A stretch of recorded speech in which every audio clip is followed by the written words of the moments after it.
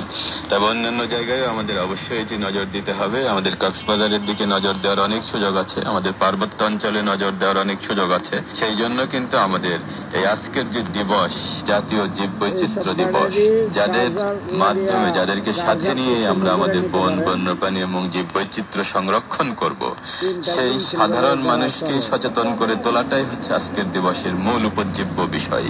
সেটি আমরা বন বিভাগ যেমন দিবসটিকে সামনে রেখে অনেক কার্যক্রম বাস্তবায়ন করছি, ঠিক তেমনি অন্যান্য স্বেচ্ছাসেবী সংগঠন আছে, অন্যান্য বেসরকারি সংস্থা আছে, তারাও কিন্তু জীববৈচিত্র্য সরকারের পাশাপাশি তারাও কার্যক্রম চালিয়ে যাচ্ছে। এই সার্বিক বিষয়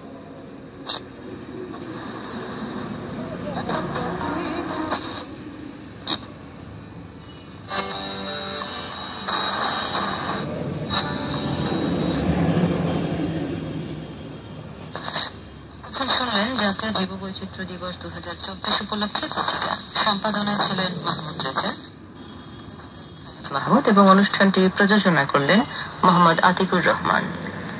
অনুষ্ঠান প্রচারিত হচ্ছে বাংলাদেশ বেতার ঢাকা থেকে। আয়োজনে এখন আপনাদের জন্য রয়েছে পল্লী গীতি। শুনবেন শাহনাজ বেলির কণ্ঠে। গীতিকার মোহাম্মদ ফখরুল করিম, সুর করেছেন আবু বকর সিদ্দিক।